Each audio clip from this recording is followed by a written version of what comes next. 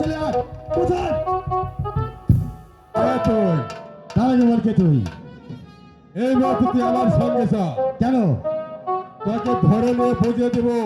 এই রাজ্যে কে বড় আর কে ছোট আরে তার আগে তোর পরিচয় দে বল তুই কে আমি হচ্ছি সেনাপতি সেনাপতি বুঝতে পেরেছি তুই হচ্ছিস ওই রঞ্জিত রাজার সেনাপতি আমি তোকে দেখছি ভালো চাস তো রাজ্য ছেড়ে পালিয়ে যা চুপ আমি এই মুহূর্তে তোকে গ্রেফতার করে নিয়ে যাবো ওই দরবারে তারপর বুঝে দেবো কে বড় আর কে ছোট কার বাহুতে কত শক্তি ধরো অস্ত্র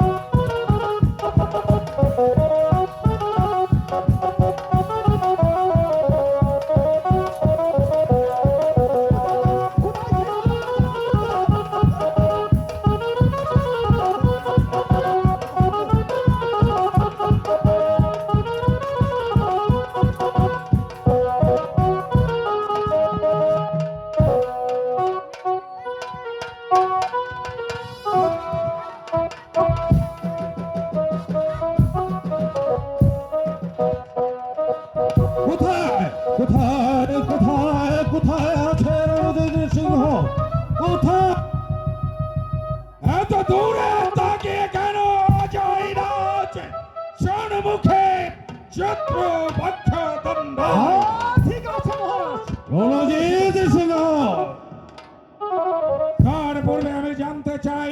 তুমি বিনা যুদ্ধে আমার সঙ্গে সন্ধিত স্বীকার করবে কিনা রণজিৎ সিংহ তুমি ভাবলে কি করে আমার দেহে কিন্তু রক্ত থাকতে আমি বিনা যুদ্ধে তোমার কাছে পরাজয় বরণ করব তোমার বশ্যতা স্বীকার করে নেব এসো লাভ না করে এসো যুদ্ধ করো হয় পরাস্ত করো নয়তো পরাজিত হও আচ্ছা ঠিক আছে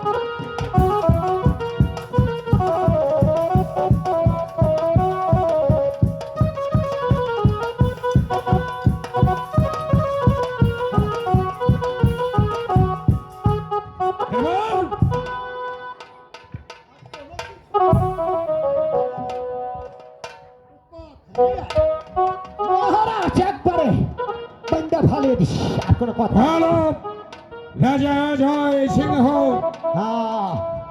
হ্যাঁ রাজন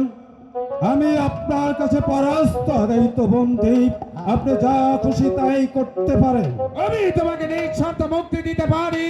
একটা মাত্র শর্তে সারা জীবন তুমি আমার আজ্ঞাবদ্ধ হয়ে থাকবে আমার আদেশ আমাদের মস্তকে পালন করবে তবেই তোমার রাজত্ব আমি তোমাকে ফিরিয়ে দেব এতে যদি আমার প্রজাদের মঙ্গল হয় তাহলে আমি আপনার প্রস্তাবে রাজি আমি আপনার বশ্যতা মেনে নিলাম রাজন আচ্ছা জয় সিংহ আছো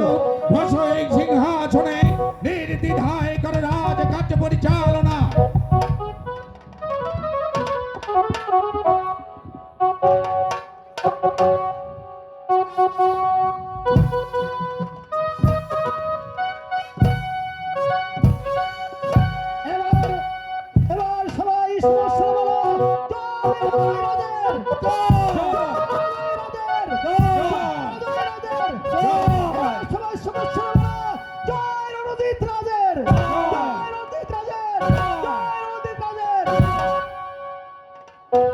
রাজন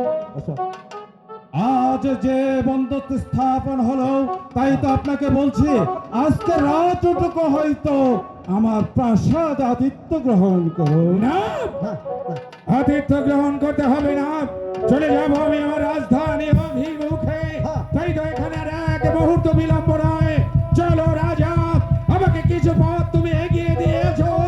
একটা কথা মনে রেখো সারা জীবনের জন্য তুমি আমার বচ্চতা স্বীকার করবে আমার আজ্ঞাবদ্ধ হয়ে থাকবে আমার আদেশ আমাদের মন্ত্র পালন করবে আমার কথা অবমাননা করলে আমি তোমাকে দুনিয়ার থেকে চিরতরে বিদায় করে দেব ঠিক আছে তার প্রয়োজন হবে না রাজন চলুন আপনাকে আমি আমার